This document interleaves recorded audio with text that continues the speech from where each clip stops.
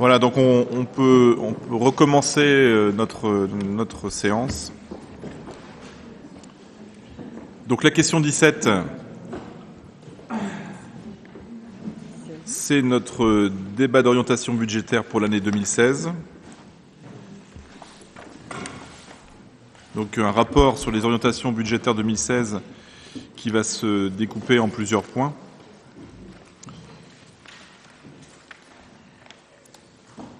Avec 4 axes principaux. Le premier, donc le contexte économique. Le deuxième, la stabilité des taux des impôts locaux. Troisième point, donc les économies de fonctionnement sans augmentation des dépenses avec une inflation à 1%. Et quatrième axe, donc le développement de l'investissement avec un recours à l'emprunt pour soutenir l'économie locale. Donc en guise de préambule, je rappelle que la loi du 6 février 1992, dans ses articles des 11 et 12, a étendu aux communes de 3 500 habitants et plus, ainsi qu'aux régions, l'obligation d'organiser un débat sur les orientations générales du budget, prévu initialement pour les départements depuis la loi du 2 mars 1982. L'article L. 2312-1 du CGCT stipule que dans les communes de 3 500 habitants et plus, un débat a lieu au conseil municipal sur les orientations générales du budget dans un délai de 2 mois précédant l'examen sans S de celui-ci dans les conditions fixées par le règlement intérieur prévu par l'article L. 2121-8. Donc ce débat ne donne pas lieu à un vote mais fait l'objet d'une simple délibération. Et juridiquement, ce débat est une formalité substantielle à l'adoption du budget. Donc, référence au théâtre de Versailles du 28 décembre 1993, commune de Fontenay-le-Fleury. C'est pour la jurisprudence. Ce débat permet, entre autres choses, de rappeler le contexte économique à partir des prévisions retenues dans le projet de loi des finances pour 2016, et ensuite d'arrêter les grandes lignes du projet de budget primitif pour l'exercice 2016 en précisant les investissements. Donc je vais commencer par le contexte économique. Donc les prévisions économiques retenues au projet de loi des finances pour 2016 sont les suivantes. Nous avons des données nationales et internationales. Donc je vous laisse regarder le tableau que vous avez sous les yeux, qui est ici, avec donc des données pour les USA, la zone euro, la France, notamment pour le produit intérieur brut, donc le PIB. Donc vous voyez qu'on a un PIB qui est en augmentation entre 2014 et 2016 pour les États-Unis et pour la France également, avec un point qui est gagné. Pour les prix à la consommation, on voit qu'on se situe en France sur une augmentation également, qui correspond à ce qu'on peut observer au niveau de la zone euro. Donc au plan national, le taux prévisionnel de croissance est estimé à 1,5%. Les prix à la consommation enregistreraient une augmentation de 1% en 2016. Donc la loi de finances pour 2016 s'inscrit dans un contexte de maîtrise des dépenses publiques résultant de la loi de programmation des finances publiques 2014-2019 et du programme de stabilité d'avril 2015. Le programme d'économie de 50 milliards d'euros sur la période 2015-2017 se décline ainsi. Donc pour l'État, 19 milliards, pour les collectivités locales, 11 milliards, et pour la protection sociale, 20 milliards. Donc la loi de programmation des finances publiques 2014-2019 fixe des objectifs indicatifs d'évolution de la dépense publique des collectivités locales. Donc dépenses totales hors amortissement de la dette. Vous voyez l'évolution de 2014 à 2017. Et idem pour les dépenses de fonctionnement. Donc toujours sur ces 4 exercices.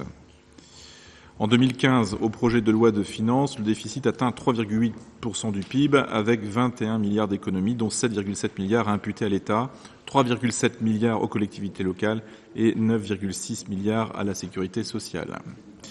Le déficit du budget de l'État, donc 72 milliards d'euros, atteint 3,3% du produit intérieur brut. Pour répondre aux objectifs de la politique européenne, le déficit du budget de l'État serait ramené à 3,3% en 2016, inférieur à 3,1% en 2017 et 0,5% du PIB en 2018. Donc ce sont bien évidemment des prévisions. Les impôts, taxes et cotisations sociales des ménages et des entreprises rapportés au PIB évolueraient ainsi. Donc vous avez les chiffres qui sont indiqués, avec 44,6% en 2015, 44,5% en 2016 et 44,4% en 2017. Les principales mesures concernant les collectivités locales, donc toujours la loi des finances 2016 promulguée le 29/12/2015 et publiée au journal officiel. Donc, soutien à l'investissement public avec la création d'un fonds d'aide à l'investissement local d'1 milliard d'euros et l'élargissement du fonds de compensation de la TVA, donc le FCTVA, aux dépenses d'entretien des bâtiments publics réalisées à compter de 2016. Donc les sources, elles sont disponibles sur le site des collectivités locales.gouv. Donc le deuxième point sur la stabilité des taux des impôts locaux. Donc les recettes seront indiquées en 2016 si on les compare aux recettes encaissées en 2015, sauf pour la dotation globale de fonctionnement, donc la fameuse DGF, qui diminuera encore de 200 000 euros. Pour mémoire, en 2014, cette DGF forfaitaire avait diminué de l'ordre de 90 000 euros en 2015, et en 2015, donc, de 200 000 euros. Cette année, donc, il y a des problèmes de ponctuation, mais on va y arriver, et 200 000 euros, et pour 2017, elle diminuera encore de 200 000 euros. Donc, pour résumer, on a 3 années de baisse de 200 000 euros jusqu'en 2017, et au global, cela fait donc une diminution de recettes de 690 000 euros. 690 000 euros pour la période 2014-2017, ce qui est considérable pour notre budget. Aucun changement à part cela n'est à prévoir ni dans un sens ni dans l'autre.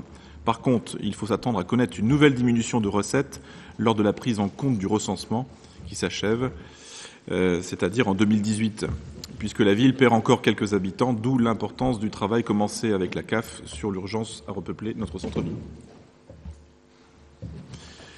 Nous mettons un point d'honneur également à louer les bâtiments communaux, les espaces de l'école Pierre Mendès France, l'ancien tribunal d'instance et différents locaux situés rue Saint-Saturnin ou encore rue de Corbard. Les loyers constituent en effet des recettes non négligeables, des recettes nouvelles, même si cela reste anecdotique par référence à la diminution de la DGF. La fiscalité, elle, ne sera pas modifiée et restera maintenue au taux actuel. C'est ce qui avait déjà été précisé par l'adjoint en finances lors de la question précédente. Il convient d'examiner plus en détail les 3 principales sources de financement, donc les dotations et concours de l'État, la fiscalité, en particulier les taxes directes, donc sur le foncier et la taxe d'habitation, et puis les compensations de la communauté de communes. Donc, sur l'actualisation des dotations de concours de l'État, donc la contribution des collectivités locales au redressement des finances publiques impacte en premier lieu la dotation globale de fonctionnement. Et sur 3 ans, donc, la réduction pourrait atteindre 11 milliards d'euros. Donc 3,67 milliards en 2015 et 2016 et 3,66 milliards en 2017. À la date de rédaction de ce rapport, les dotations et compensations fiscales attendues de l'État n'ont pas été notifiées. Le montant à inscrire au projet de budget primitif 2016 pourrait donc être à la baisse pour les dotations. À titre de rappel, ont été notifiées en 2015 les dotations et compensations suivantes. Pour le compte 7411, donc la DGF, donc dotation forfaitaire, 1 991 128 euros, donc avec une diminution de 201 030 euros par rapport à la dotation 2014. Sur le compte 74 121, dotation de solidarité rurale Bourg-Centre, dotation de solidarité rurale Péréquation, donc deux montants, 307 501 euros et 89 093 euros. Sur le compte 74 127, dotation nationale de péréquation, 163 992 euros. En 2015, pour la première année, 2 nouvelles dotations DGF ont été allouées par l'État à la ville d'Avranches au compte 741 au titre de la politique de la ville. Effectivement, nous avons des recettes intéressantes de ce côté-là. Donc une dotation de solidarité urbaine et de cohésion sociale pour un montant de 246 257 euros et une dotation de solidarité rurale cible à hauteur de 60 670 euros, soit un total de 306 927 euros. Sont également à prévoir les compensations versées par l'État au titre des exonérations fiscales notifiées et encaissées pour les montants suivants en 2015. Donc une compensation au titre de la cotisation foncière des entreprises, donc la CFE, 26 868 euros. Une compensation au titre des exonérations des taxes foncières, donc 13 559 euros. Et une compensation au titre de la taxe d'habitation, 288 320 euros, soit un total de 328 747 euros. Donc une rétrospective de dotation de l'État perçue depuis 2012 s'ajoute à l'analyse. Donc je vous laisse voir l'évolution. entre 2012 et 2015. Donc on voit bien la baisse très nette de la DGF. Dotation de solidarité rurale, on voit que l'on gagne sur cette ligne, en passant de 305 319 euros à 396 594 euros. Sur la dotation nationale de péréquation, là encore, on bénéficie d'un bonus, si je puis dire. Sur la dotation de solidarité rurale cible, eh bien, c'est une nouveauté, c'est une nouvelle dotation, donc bien évidemment, c'est une progression nette. Dotation de solidarité urbaine et de cohésion sociale, encore une fois, première année en 2015, donc là, 246 247 euros. Donc le total perçu, vous voyez, bon an, mal an, permet d'équilibrer la baisse DGF grâce à ces nouvelles recettes. Sur les recettes fiscales, donc en volume budgétaire, les impôts directs, à savoir les taxes foncières et les taxes d'habitation, constituent le premier poste du budget 2015. Le produit des impôts perçus se chiffre à 4 176 405 euros. Donc c'est affecté au compte 7 311, avec une revalorisation forfaitaire des bases de 0,9% décidée par le Parlement. Si on compare à 2014, nous avions perçu 4 059 115,82 euros. Le produit a augmenté de 117 289,18 euros, soit 2,9% d'augmentation. En 2015, l'actualisation des valeurs locatives est de 1%, sous réserve d'une évolution dynamique des bases des taxes foncières et de la taxe d'habitation. Le produit fiscal pourrait augmenter. Le produit attendu en 2016 sera connu après la notification des bases d'imposition par les services de l'État. Alors, conformément aux engagements de notre liste lors de la campagne électorale, il sera proposé lors du vote du budget primitif 2016 de stabiliser la part communale des impôts locaux. Ainsi seront reconduits les taux votés en 2015. Donc la taxe d'habitation, nous sommes donc à 22,44%, la taxe foncière sur les propriétés bâties 30,31% et la taxe foncière sur les propriétés non bâties soit 37,93%. En 2015, le produit de ces taxes était comptabilisé pour 4 176 405 euros et ce montant étant comparé à la prévision budgétaire de 4 108 717 euros. Donc affecté au compte 73 111. L'évolution du produit des 3 taxes directes perçues depuis 2013 peut servir de référence. Donc voilà, vous avez l'évolution 2013, 2014, 2015 avec cette hausse du total perçu en 2015. Les autres recettes fiscales seront estimées avec prudence à partir des réalisations de l'exercice 2015. Donc la taxe sur l'électricité, donc on avait voté 175 000 euros en 2015. Et là, on aurait un montant de 182 702,12. La taxe additionnelle aux droits de mutation, donc là, on passerait de 135 000 euros à 163 724,40 euros. Et la taxe d'aménagement, donc on passerait à 19 493 euros, 0,1 centime. Une rétrospective aussi vous est proposée de l'évolution des taxes perçues en milliers d'euros. Donc vous le voyez, donc le tableau est assez explicite. Donc avec sur la taxe de l'électricité, une relative stabilité avec une très légère baisse. Sur les droits de mutation, c'est pareil, on observe plutôt une stabilité. Et sur la taxe d'aménagement, il en est de même. Les compensations de la communauté de communes liées au transfert de compétences. Donc vous le savez, depuis le 1er janvier 2014, deux nouvelles compétences ont été transférées à la communauté de communes Avranches-Mont-Saint-Michel. Donc pour mémoire, le tourisme, l'espace public numérique et le CLSH pour les vacances scolaires. À titre de rappel, en 2013, la compétence culture a également été transférée et depuis 2006, année de mise en place de la taxe professionnelle unique et du transfert de la compétence assainissement, la communauté verse à la ville une attribution. Il en résulte des réfactions opérées à chaque transfert depuis 2013 sur l'attribution de compensation, le montant perçu de 2016 à 2012 étant resté inchangé. Et le tableau ci-après reprend les montants comptabilisés au compte administratif. Donc je vous laisse prendre connaissance de ce tableau. Voilà, avec bien évidemment le montant d'attribution de compensation qui baisse du fait de ces transferts de compétences, avec un mécanisme que l'on connaît bien maintenant. Donc, pour obtenir des données comparables sur la période, il a été déduit des attributions 2014 et 2015 le contingent incendie reversé par la ville aux SDIS. Donc 313 109,47 euros en 2014 et 306 929,80 euros en 2015. Donc d'autres flux financiers croisés interviennent, notamment au titre des transferts de compétences. Donc les recettes perçues par la ville de la communauté de communes en 2015, donc notamment pour la mise à disposition du personnel des services communs, communication et bureaux d'études, et des services mutualisés, accueil de loisirs, EPN, services de sport pour la piscine, agent d'entretien pour le centre culturel et l'office de tourisme, et secrétariat du centre culturel. Aussi pour les élèves en classe ULIS, unité locale d'inclusion scolaire, autrefois les CLIS, le reversement de subventions classe, donc c'est le contrat local d'accompagnement à la scolarité, mais aussi les recettes perçues de la communauté de communes pour la mise à disposition de personnel.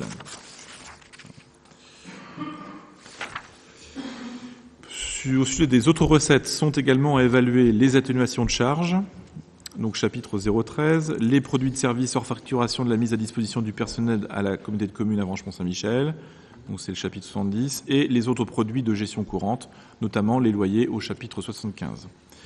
Les montants proposés, donc c'est la colonne DOB 2016, prennent en compte les réalisations de l'exercice 2015. Donc je laisse prendre connaissance du tableau. Donc sur les atténuations de charges, donc au chapitre 013, donc perçu en 2013 120 et on est en 2015 à 110. On espère, on prévoit pour le DOB 2016 80.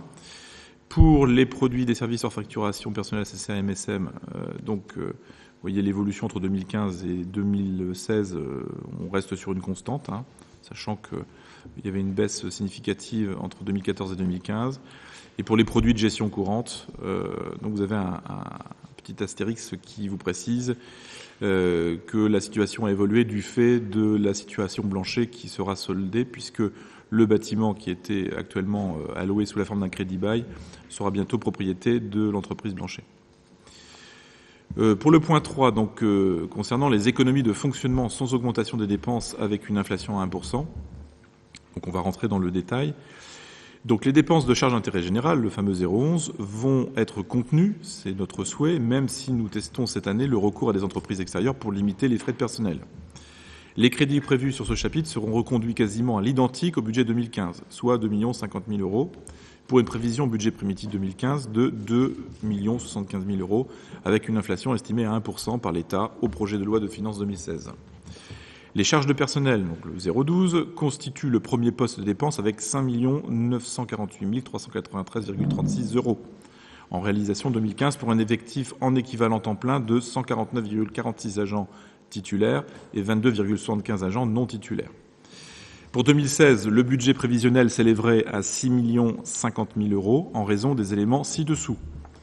Concernant les effectifs, la collectivité a opéré plusieurs recrutements à la fin 2015 qui vont impacter le budget 2016, notamment un poste de chargé du commerce et de l'événementiel et un poste de responsable de la communication.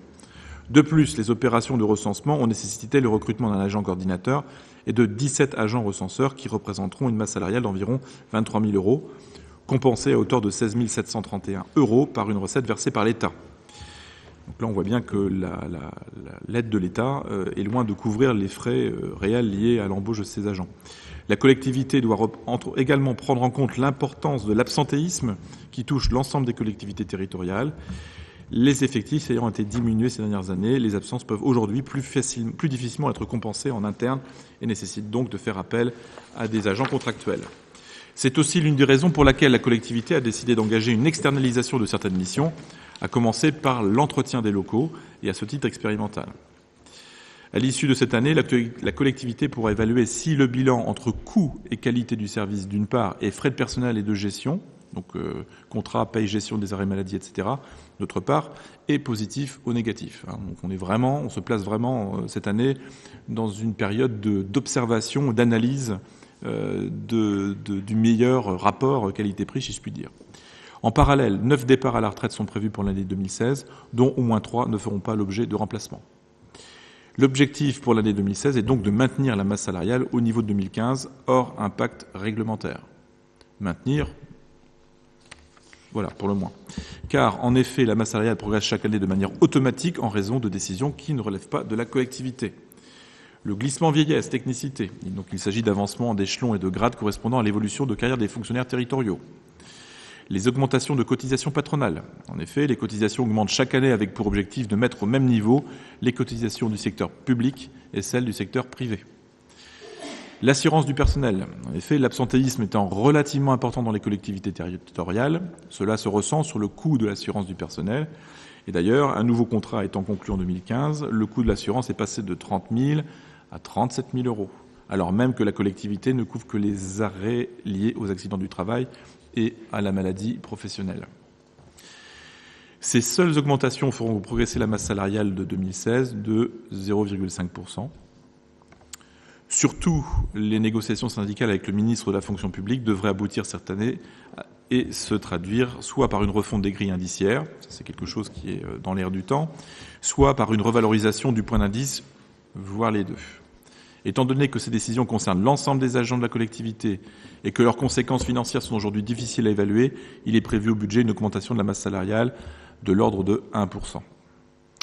L'augmentation en volume des frais de personnel comparativement aux réalisations 2015, et je le rappelle, 5 248 393,36 euros, est prévue à hauteur de 1,7% de l'ordre de 102 000 euros, ce qui, si l'on tient compte de la revalorisation des carrières, de l'augmentation des cotisations et du glissement vieillesse technicité, représente une augmentation maîtrisée.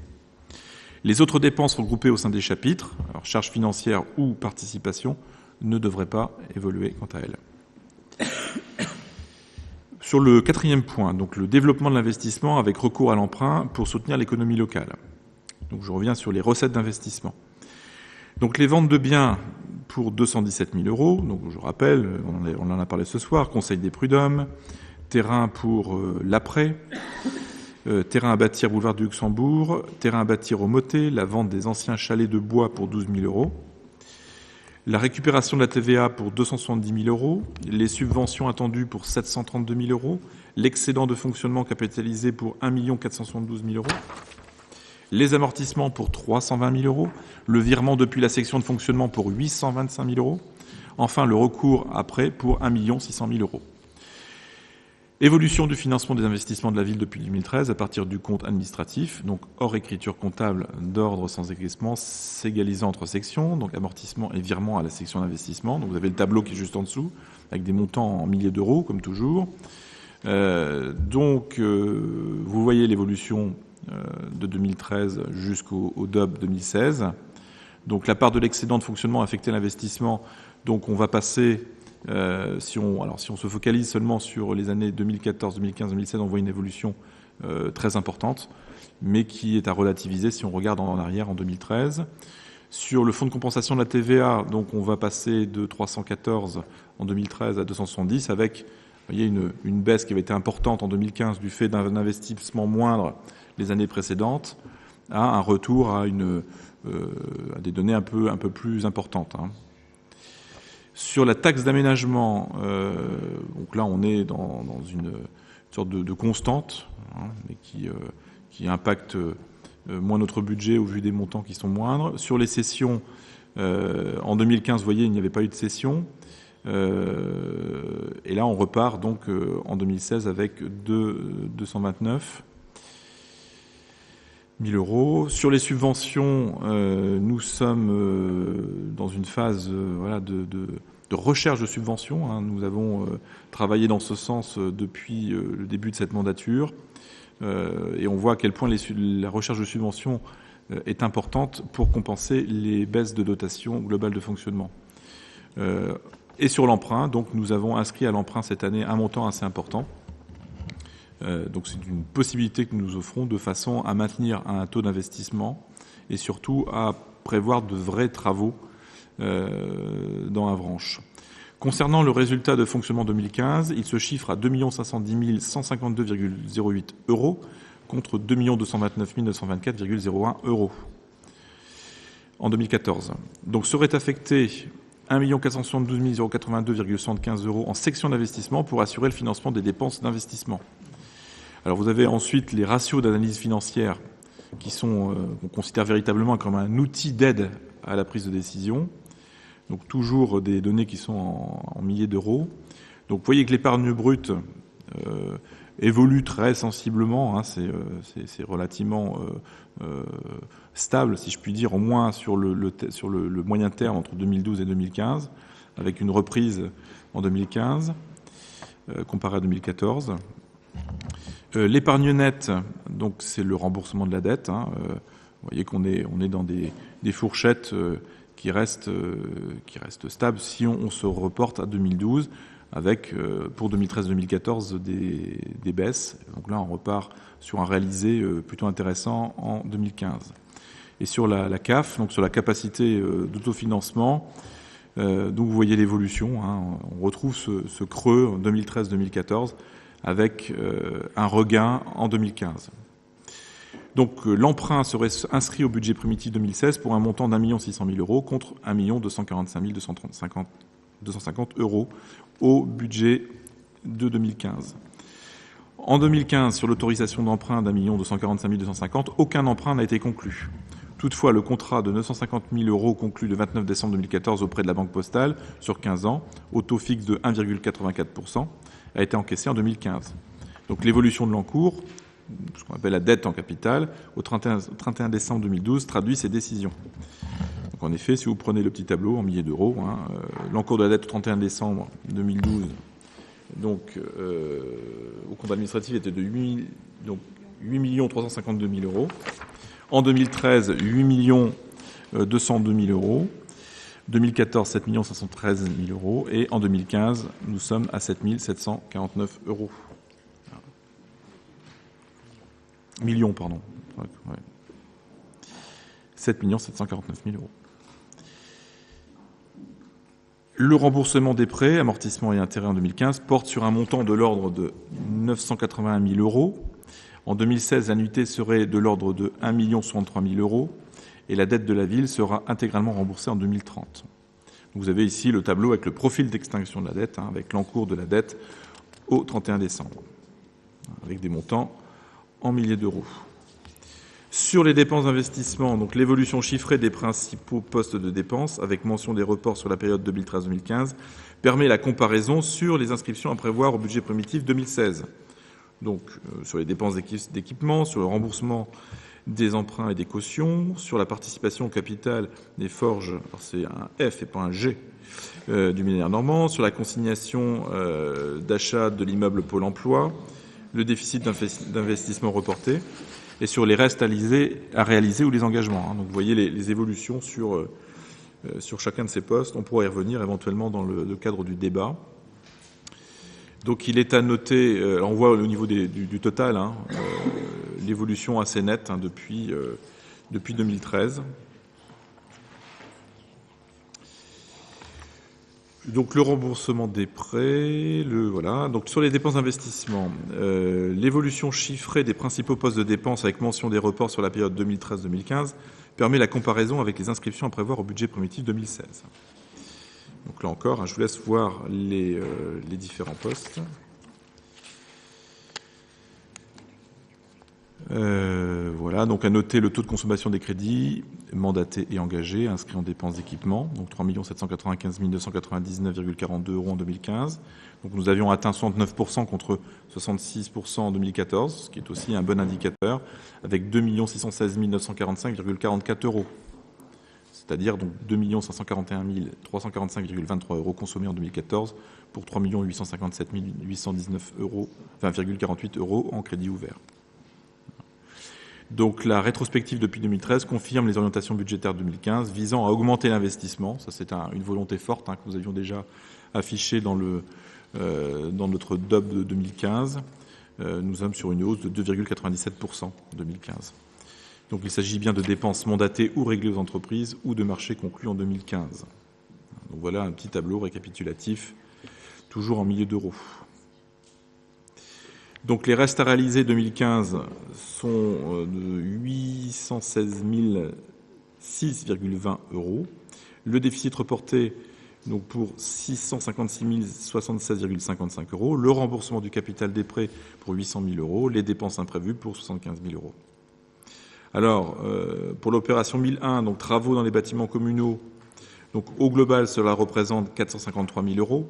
Les principaux dossiers étant l'agenda d'accessibilité programmé pour 100 000 euros, la démolition de maisons situées rue Ormont, les travaux presbytères pour 30 000 euros, les travaux d'entretien courant pour les écoles pour 30 000 euros, la restauration des orgues, alors de l'orgue de Saint-Gervais pour 10 000 euros, avec une subvention au titre de la réserve parlementaire pour 5 000 euros et un crédit global de 90 000 euros pour la mise en sécurité de différents bâtiments. De même, un crédit global de 65 000 euros sera dédié aux économies d'énergie dans différents bâtiments.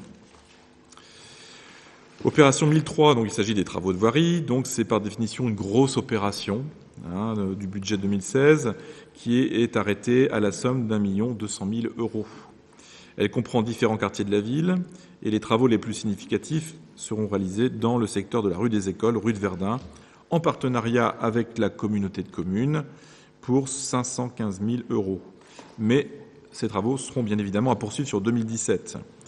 Il y a également un marché de voirie à bon de commande pour 150 000 euros, l'accessibilité voirie pour 50 000 euros, la réparation des dégâts occasionnés par les fortes pluies, notamment dans le chemin de Pivette, donc cette banquette qui s'est affaissée du côté du ruisseau pour un montant de 55 000 euros, le réaménagement de la rue de la 4e DB en collaboration avec le département et la commune de Saint-Martin-des-Champs pour 115 000 euros, et puis l'installation d'un haras de bélier pour 20 000 euros. L'opération 1004, travaux au Jardin des Plantes et à bord, c'est donc le 13e jardin qui est réalisé en étroite collaboration avec la Société d'horticulture pour un montant prévu de 40 000 euros. L'opération 1010 sur les équipements scolaires, donc il y a un crédit récurrent de 23 350 euros. L'opération 1011 sur les matériels des services techniques, il y a donc le renouvellement partiel du parc automobile pour 80 000 euros, l'achat d'une balayeuse pour 150 000 euros, mais en partenariat avec les communes limitrophes, du matériel pour le zéro pesticide pour 61 000 euros subventionné par l'ADEME. Au total, cela représente 321 000 euros. Donc, ce sont des choses qu'on a évoquées au début de ce conseil. Opération 1012, équipement sportif. Donc, il y a deux gros dossiers, la rénovation du stade Frenouillère pour 733 000 euros et celle de la Chaussonnière pour 100 000 euros, l'ensemble représentant 853 000 euros. Donc, ce sont des opérations qui ont été engagées, qui ont été démarrées sur l'année 2015 et qui vont se poursuivre cette année. L'opération 1015 sur le parc informatique, donc là, c'est le renouvellement du parc et de l'installation d'une GED. Donc, la GED, c'est la gestion électronique des documents, toujours en prévision de la dématérialisation complète des procédures comptables, donc avec un crédit global de 45 000 euros. L'opération 1016, équipement mobilier, donc crédit de 30 000 euros. Donc ça, c'est un crédit récurrent que l'on alloue au service. Opération 1017, donc action culturelle et touristique. Cela porte sur les équipements du scriptorial, du fonds ancien et du musée d'art et d'histoire. Et le crédit prévu est de 155 000 euros. Donc ça fait partie aussi, dans le cadre du pacte culturel que nous avons signé avec l'État, d'une volonté de maintenir nos budgets alloués à la culture. Opération 1021, donc restauration des remparts. Cette opération est financée sur les restes à réaliser. J'imagine que vous avez tous vu l'état d'avancement de ce chantier. Opération 1022, politique de la ville. Donc ce sont des actions qui ont été résumées par délibération, vous vous en souvenez, et qui sont notées à hauteur de 155 000 euros. Opération 1023, donc il s'agit d'actions éducatives, c'est notamment l'achat de petits matériels, notamment pour le projet Avranches FM, par exemple, pour 11 300 euros. En conclusion, donc l'orientation budgétaire 2016 peut se résumer ainsi. Donc nous sommes bien sur le maintien des taux de fiscalité, le maintien des dépenses de fonctionnement et notamment celles affectées au personnel, le développement de l'investissement, certes par recours à prêt, mais à taux faible, pour soutenir l'économie locale et répondre aux besoins des avranchinés. Enfin, l'équilibre budgétaire, avec en fonctionnement 11,1 millions d'euros et en investissement 5,5 millions d'euros.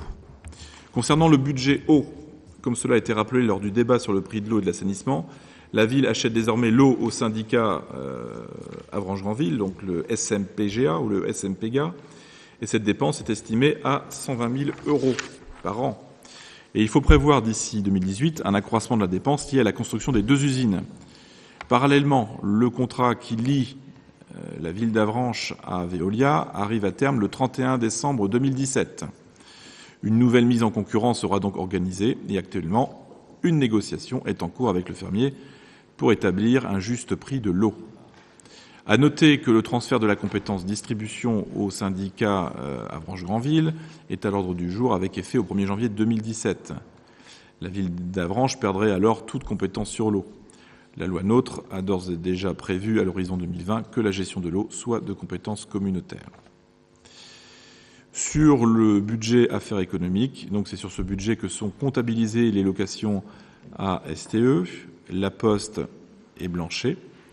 Si les deux premiers locataires continueront, là il y a un truc qui ne va pas au niveau de la conjugaison, continuent à payer leur loyer en 2016, il n'en est pas de même pour Blanchet qui a demandé la levée d'option d'achat à l'issue des travaux de reconstruction. Nous aurons donc pour 2016 des loyers en moins, ceux de la SAS Blanchet, mais une rentrée de 71 000 € pour la vente du bâtiment et l'expiration du crédit bail.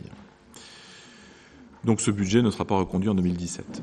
Les locations restantes, donc STE et La Poste, seront encaissées sur le budget principal. Donc pour mémoire, le loyer STE représente 2 580 € hors taxes par mois. Le loyer de La Poste, 2 370 € par mois. Et le loyer de la SAS Blanchet, 6 620 € hors taxes par mois. Donc voilà, présenté de manière rapide, mais j'espère suffisamment clair, notre débat d'orientation budgétaire 2016. Il est demandé, il vous sera demandé, mais la discussion est ouverte, bien évidemment, puisque dans une phase de débat, de donner acte, de prendre acte de la tenue de ce débat sur les orientations budgétaires. Quoi qu'il en soit, la parole est libre et ouverte, et il est prévu que vous puissiez vous exprimer.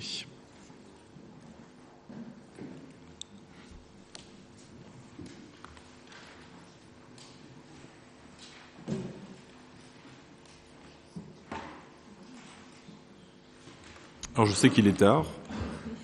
Monsieur Morazin. Oui, il faut quand même dire quelques mots. Donc, au niveau orientation budgétaire, vous allez augmenter donc les emprunts, puisque vous allez recourir à l'emprunt. Vous allez réduire le personnel, ça va de soi, indirectement. Et malgré des subventions de l'État qui sont plus qu'à l'équilibre, puisque de 2,7 millions, on passe à 2,8 millions, vous allez augmenter indirectement les impôts pour 117 000 €. Alors, c'est un résumé un peu... Enfin, c'est une analyse... Ah bah oui, on fait rapide. C'est une analyse... On fait rapide, hein.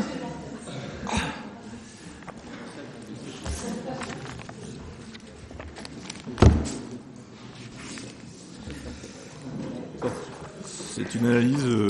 c'est votre analyse. Monsieur Carreau.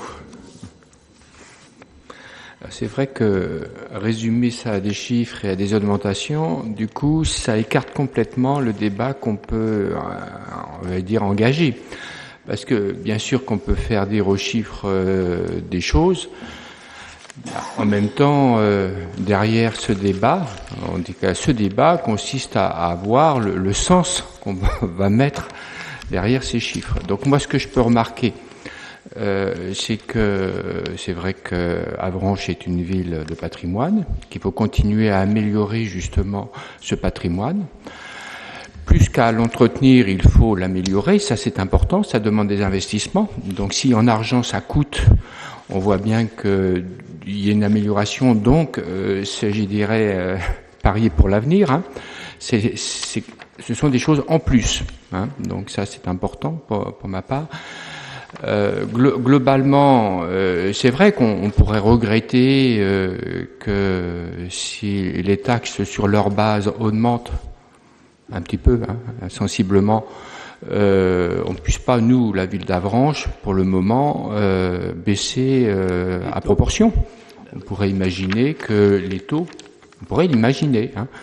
Bon, après, on voit bien que en termes de coûts de fonctionnement, on ne peut pas réduire non plus les prestations ou le service rendu à la population.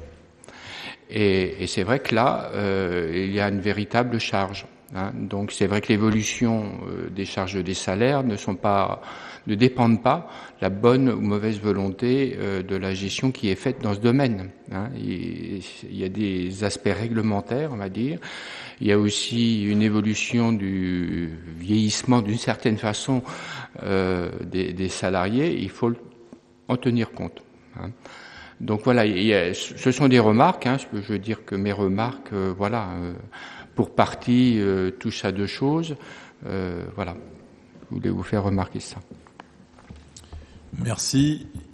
Madame Leroy, non, j'ai vu votre micro allumé. Oui, enfin, effectivement, par rapport aux impôts, c'est vrai que les bases augmentant, les affranchinés vont voir sur leur feuille d'impôt qu'il y aura une augmentation. Donc ça, c'est quand même important aussi à signaler. Malheureusement, c'est vrai qu'il aurait fallu que les taux baissent, la taxe d'habitation, la taxe foncière. Je dois vous avouer que dans... Je continue. Pardon. Non, mais juste pour vous répondre sur la question des taux, on a des taux, on commence à travailler bien évidemment avec...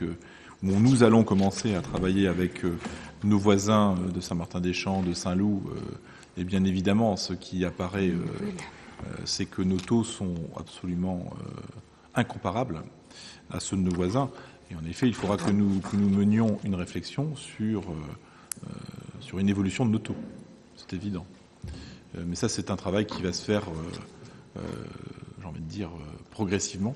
C'est une analyse fine que nous ferons de notre fiscalité de façon à, en effet, peut-être faire baisser ces taux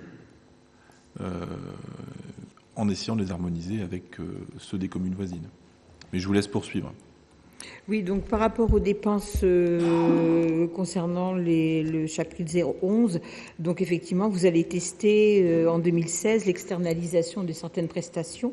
Donc on peut dire qu'il y a quand même un point d'interrogation par rapport à ces frais. On ne saura qu'en fin d'année où la commune en sera. Par rapport au bilan social, donc on n'a pas eu les derniers résultats, mais c'est vrai qu'on remarque l'importance de l'absentéisme sur l'ensemble des communes. Est-ce que vous pouvez nous dire où il en est actuellement depuis 2 ans? L'absentéisme, comment il évolue au niveau de la ville d'Avranches? Là, je continue. Si vous voulez, on peut répondre question après question. Oui, comme vous voulez. Alors, je laisse Madame Capel peut-être sur l'absentéisme. Donc l'absentéisme évolue comme vous le disiez, comme dans les autres villes de France. Il se trouve que depuis quelque temps, il y a eu une restriction dans le personnel, enfin, et ce qui fait aussi, je pense, qu'on peut se questionner sur la qualité de vie au travail, bien entendu. Donc il est évident qu'on réfléchit actuellement à une organisation différente pour que cette qualité de vie au travail soit la meilleure possible et pour que ce taux d'absentéisme puisse diminuer. Voilà, il est évident que l'absentéisme est lié bien souvent à des conditions de travail qui sont difficiles. Et j'affirme ce soir que le service des ressources humaines, qui est piloté par Madame Taillé, fait un énorme travail pour prendre en compte les situations les plus critiques au sein de nos services. Et c'est quelque chose qui est prioritaire dans la gestion des ressources humaines aujourd'hui au sein de la municipalité. Et d'ailleurs, le recrutement de Madame Taillé, il y a maintenant un peu plus d'1 an, a été une volonté affichée d'afficher notre souhait de bien traiter, de traiter décemment la question des ressources humaines. J'ai un chiffre c'est autour de 8%, le taux, donc qui est un taux, on va dire, moyen, qui est comme le taux national. Et d'ailleurs, le rapport de la CRC nous a souligné que le taux était tout à fait dans la norme, quoi. Voilà. Oui, ma question, c'était par rapport à l'évolution de ce taux d'absentéisme au niveau de la ville d'Avranches. Voilà, c'est ça. Il est stable? D'accord. Par rapport au nombre d'habitants aussi, donc nous n'avons pas encore les résultats, effectivement, du recensement. On peut espérer qu'il y ait une augmentation, une stabilité du nombre d'habitants. Je ne sais pas si on est tout à fait à ça. Je pense qu'il faut avoir une inquiétude, quand même, par rapport au nombre d'habitants qui peuvent venir s'installer, de nouveaux habitants qui peuvent venir s'installer sur la ville d'Avranches. C'est pour ça que les investissements que nous souhaitons mener et qui auront pour vocation à redynamiser le centre-ville dans ses aménagements, dans les propositions qualitatives qui sont faites en termes de cadre de vie, ont pour ambition, conjointement aux différentes démarches que l'on a mis en marche, en route, de changer un peu l'image de certains quartiers d'Avranches qui méritent d'être à nouveau habités ou mieux habités.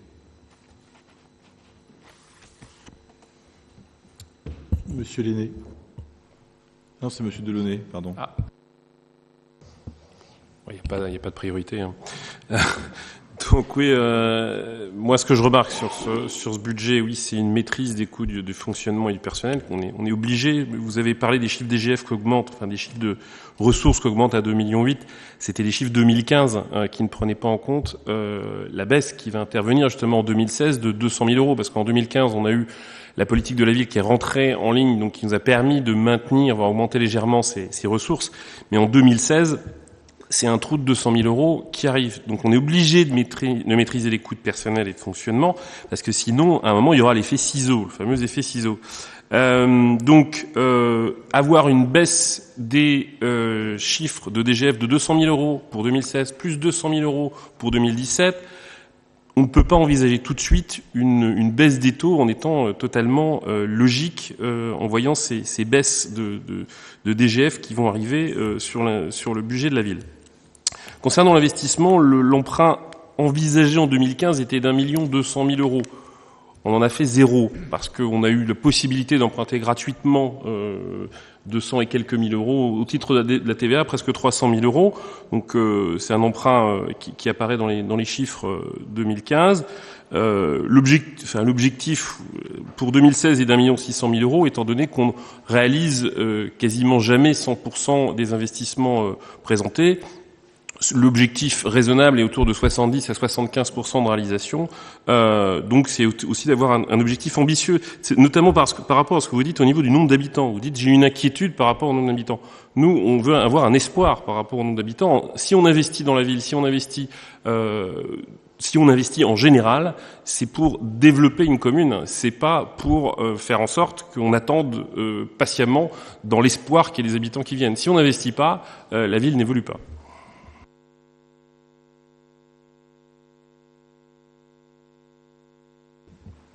Y a-t-il d'autres prises de parole? Monsieur Lenné. Monsieur Delaunay a mangé ce que je voulais dire. Non, plus sérieusement, en 2015, la dotation globale de fonctionnement a baissé de 201 000 euros. Alors effectivement, en face de cela, il y a des nouvelles dotations, notamment dans le cadre de la politique de la ville. Mais c'est de mauvaise gestion que de dire que l'une compense l'autre. Non, la DGF globale a baissé, mais alors là, il va falloir faire des économies. À côté de cela, donc, il y a des dotations nouvelles politiques de la ville qui sont versées, mais cette dotation nouvelle politique de la ville devra servir à financer des actions. Donc, on ne peut pas dire que l'une compense l'autre. La politique de la ville, on l'a vu dans la présentation, va entraîner quelques dépenses. Et donc, les économies de fonctionnement, il faudra bien les réaliser. D'autant plus que, alors là, effectivement, François Delaunay l'a bien dit, cette baisse de la dotation globale 2015 de 200 000 va être répercutée à nouveau en 2016 à hauteur de 200 000 et on le sait que ce sera répercuté à nouveau en 2017. Ça va faire 3 fois 200 000 euros en moins et ce sont des cumuls. On va arriver, il y avait eu 90 000 en moins en 2014, on va arriver à une diminution de la dotation globale de fonctionnement de 690 000 répartis sur les 4 années. Et là, on ne peut que traduire par des économies cette baisse de dotation. Et certainement pas de dire que d'autres dotations vont pouvoir servir à compenser. On a parlé tout à l'heure de la revalorisation des valeurs locatives. Effectivement, cette revalorisation des valeurs locatives qui sert de base au calcul des impôts locaux, des taxes foncières et des taxes d'habitation, a été déterminée par la loi de finances à hauteur de 1%. Donc certes, effectivement, ça va avoir une incidence de même montant sur le montant des taxes que nous aurons à payer, mais cette revalorisation de 1% correspond stricto sensu à l'inflation. On a vu dans la loi de finances qui a été votée que l'augmentation des prix est évaluée, dans le cas de l'inflation, est évaluée à la même somme, c'est-à-dire à 1%. Merci de ces précisions. Y a-t-il d'autres interventions concernant ce débat d'orientation budgétaire? Monsieur Morazin. Une petite remarque. Monsieur Lenné, tout à l'heure, vous avez dit, et à raison, que la ville d'Avranches était une ville pauvre, tout du moins les habitants, puisque les habitants d'Avranches, aujourd'hui, ont un revenu moyen qui est beaucoup plus faible que d'autres villes, telles que Saint-Martin-des-Champs. On sait très bien qu'actuellement, il y a une baisse des revenus moyens par habitant sur Avranches, et donc l'inquiétude, c'est effectivement l'imposition. L'imposition sur Avranches par rapport aux dotations qui vont baisser, par rapport au recours à l'emprunt. Si recours à l'emprunt il y a trop souvent et sur plusieurs années, pour essayer de maintenir un fonctionnement qui, à un moment donné, se retrouvera lui aussi dans une situation difficile. Donc, il faudra faire des choix peut-être douloureux, mais malheureusement, c'est une chose qui ne peut pas ne pas être envisagée. Bien entendu. Monsieur Lenné. L'emprunt, c'est pour financer des investissements, certainement pas pour financer du fonctionnement. Oui, heureusement. Heureusement.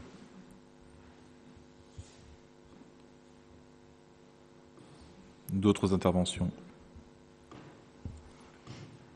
Monsieur Carreau. Vous vous sentez pas obligé, hein? Une remarque sur cette ville-centre, dont on parle toujours, avec des équipements qui coûtent cher et qui aurait tout à gagner et qui gagnera si elle arrive justement à partager non seulement ses recettes, mais surtout ses charges. Et c'est vrai que quand on pense, d'ailleurs, c'était une opération intéressante, que la piscine puisse être prise en charge au niveau communautaire, mais il y a bien d'autres équipements dont les communes aux alentours profitent et qui sont à la charge de la ville d'Avranches. Donc il y a, je pense, une réflexion vraiment à mener et des choses à travailler dans ce sens-là, qui vont pas simplement venir pour baisser, on va dire, les recettes de la ville, mais surtout partager les charges à venir. Donc je pense que cette réflexion est déjà engagée et voilà, c'est une remarque. Merci. Bon. Je pense que nous allons pouvoir prendre acte de ce débat d'orientation budgétaire qui vous a été proposé ce soir, et donc qui préfigure le vote prochain de notre budget.